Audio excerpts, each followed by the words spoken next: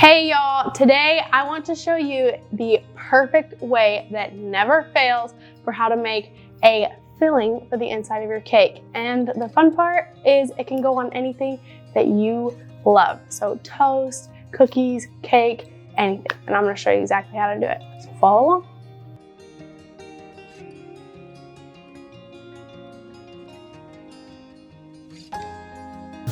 To start, I am gonna start on like medium-high heat, and I have about 2 cups of raspberries. So I'm making a raspberry filling. You can use any berry you would like. I've even mixed like all the berries before, and it makes for a delicious filling. But I am making raspberry today, so I just have 2 cups of raspberry that I am going to add about 4 tablespoons of sugar. If you like it sweeter, you can add more. If you don't like it as sweet, take some away, and then about 1/2 cup of water. And then I have 2 tablespoons of cornstarch here. I'm gonna start off with half, and then if I need it to become thicker later, I can add the other tablespoon. But I'm just going to stir this up and then let it cook until it becomes thick and like a jam.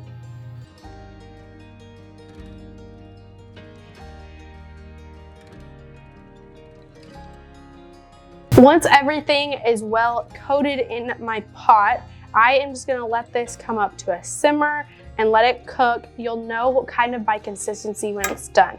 But I'm gonna give this about 5 minutes, just stirring sporadically, just making sure it doesn't burn at the bottom.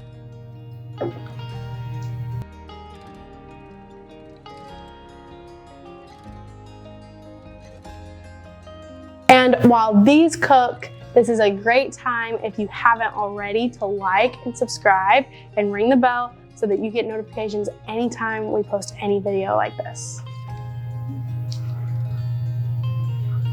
It's only been about 2 minutes, but it's already thickening up. But I want to make sure this is thick enough that it won't slide out in the layers of my cake, so I'm going to go just a little bit longer.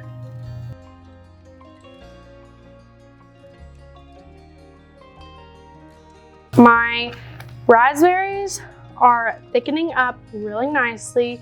The one thing about raspberries is they kind of fall apart when you're cooking them, which is okay. But I want to make sure this is really stable for the inside of my cake. So I'm going to add about 1/2 of our leftover cornstarch back in.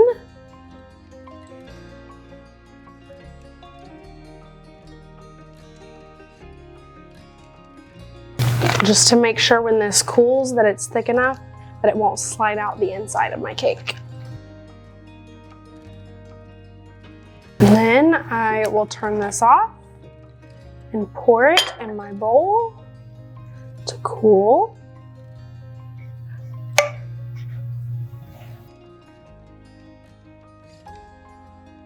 At this point, after your filling is done cooking, if you don't want any of those seeds from the raspberries inside your filling, you can just put it through a sieve and then push it through, and you'll get just that filling without any of the seeds. But for the cake I'm using it for, these are perfectly fine. So I'm just gonna let these cool, and then I can use them in the cake.